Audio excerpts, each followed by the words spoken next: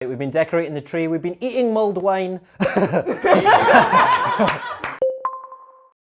everyone, and Merry Christmas! We've been getting into the Christmas spirit here at Xbox On. That's right, we've been decorating the tree, we've been eating mince pies, and I am absolutely smashed on mulled wine. Cheers! Well, it seems that everyone, especially Graeme there, has been getting into the festive spirit. I mean, apart from you really, Benny. I mean, we're all kind of a little bit festively dressed, and you've come dressed as a lump of coal or something. Well, I think someone had to come as the coal, alright? Just because I forgot my Christmas jumper, alright? You just give me grief. But alright, let's be honest. Everyone says Christmas is about family, friends, having loads of food, lots of drink, which Graeme clearly loves. But I think the real reason we all love Christmas, I think I speak for all of us, is that it gives us the opportunity to play games for 2 weeks straight. Truth, Benny, that's Very right. true, yeah, definitely. So we thought we'd have a look at our favourite Christmassy games. And by Christmassy, there are some that just have a bit of snow in them, but what the heck? It's not as easy as you'd actually think. But let's take a look anyway!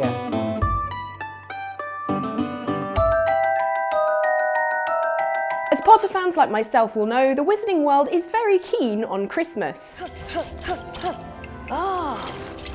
Love the jumper, Ron. I also loved that in both games I got the chance to wander around Hogsmeade in the snow, building and destroying snowmen, riding around on a sledge, flattening everyone in my path, and watching fellow students making snow angels. Oh, and beating Draco in a massive snowball fight was particularly satisfying.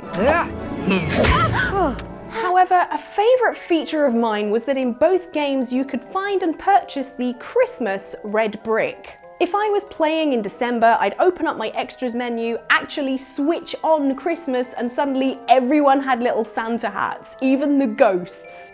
Yay!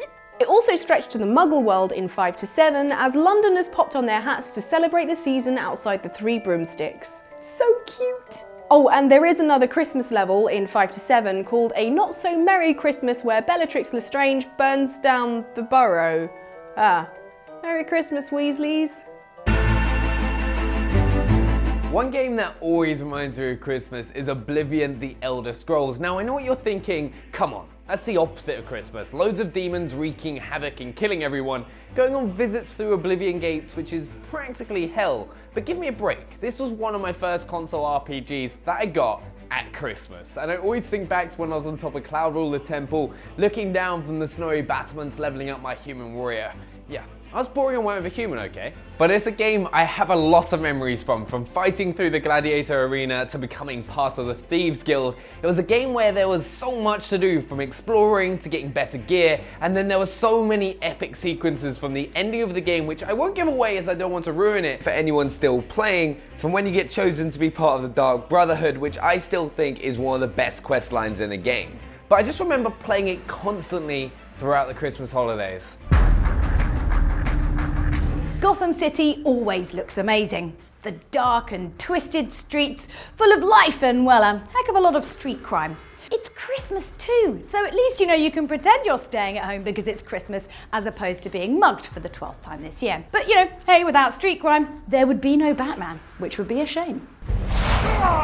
I guess it always seems like it's near Christmas in Gotham. There's never any sunshine.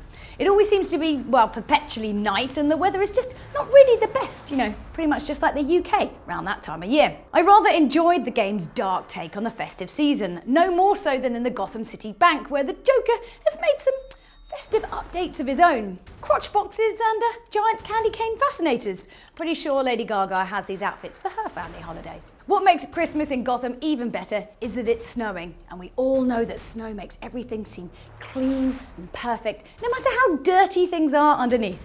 Until, of course, you know, it thaws, and you remember just how the whole city needs to be sillet banged into oblivion.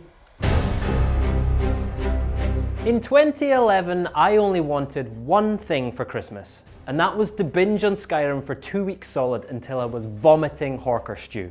Problem was, I had a 1-year-old son to look after, a wife to spend time with, and family up and down the length of Britain to visit. So we piled into the car and I snuck my Xbox 360 under the driver's seat and stealthed the Skyrim soundtrack as a kind of musical methadone for my sweaty addiction.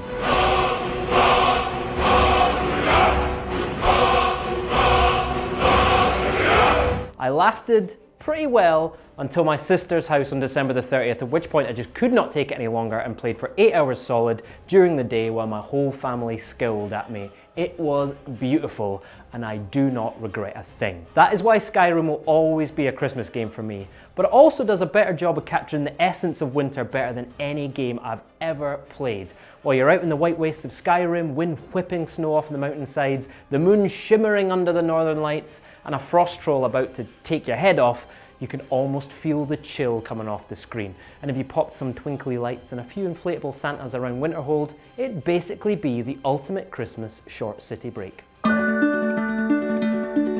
Fable 2 has one of my favourite ever cinematic openings, introducing players to a snow-covered Albion via a little sparrow. And I loved wandering around the wintry streets of Bowerstone with my big sister Rose, deciding whether my character would be naughty or nice. Once my hero grew up, I also picked up the See the Future and Knothole Island DLCs for 2 special snowy quests. I bought a cursed snow globe from Mungo and saved the villagers of Oakvale trapped inside after hearing their screams within, and saved an island stuck in a perpetual winter in Knothole Island's Big Freeze.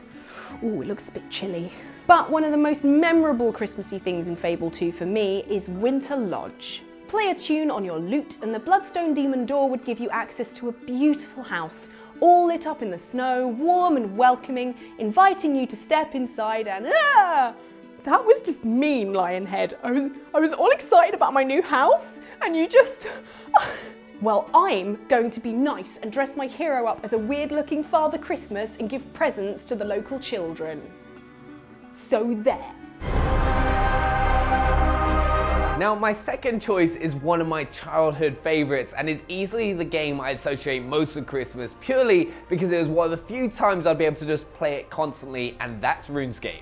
Every year at Christmas there'd be a new Christmas event, whether it was a little quest or Santa would be giving out toys. I just remember it being a lot of fun because there was just so much to do in that game, from leveling up your stats, making money, working towards getting better gear, completing quests. I'd be a little bit scared to see how much time I actually spent playing that game. But even now, every year I'm always tempted to hop on and have a look at what they've got going on, because you always know it's going to be a lot of fun. So if I ever go missing after Christmas dinner, you'll know what I'm up to, playing RuneScape, or I'm just having a really big smelly Nothing makes you feel Christmassy like a roaring open fire, except perhaps, Cliff Richard swaying, and unfortunately singing. I think I'll stick with a fire if I'm honest. Fires are one thing, but what about burning things? I mean, did you, like me, spend your teenage years with a multitude of, cruddy incense and candles? Perhaps, dripping wax on your hand for a dare and just maybe staring into a flame and wondering why that guy at school doesn't like you, whilst never really thinking that it might be your obsession with fire. Little Inferno is a great game about just that. Setting fire to things, in a safe, puzzly way. You get clues which are kind of like the names of Xbox Chivos, and you have to guess what things you need to burn together to solve the clue. It's like a renegade version of Countdown, if Dynamo was host. You think that word is onomatopoeic? Well, let me just set fire to some things and see if that's the answer. It's an amazingly weird and oddly addictive game, although now I do want to see Dynamo hosting Countdown. That'd be cool. I'd actually like to make a case for Rock Band being the ultimate Christmas game. Now, bear with me here. So first of all, it gets everyone involved. Even if you're not playing an instrument, you can still be singing along and rocking along. Second, you don't have to know what you're doing to enjoy it. Even Granny can wallop the drums and feel like a superstar. Third, you're all playing on the same team, so there's no chance of Monopoly-style meltdowns. And finally, it gets much more fun when everyone's had a few mulled wines. Rock Band brings people together in a way that no other game can, and I can honestly say that all of the most exhilarating gaming experience of my life have been nailing a guitar solo or howling through a Bon Jovi song with 3 other nutters going similarly daft. That is why Rock Band for me is the ultimate Christmas game, and it's also the reason why Bon Jovi's Wanted Dead or Alive always makes me think of mince pies.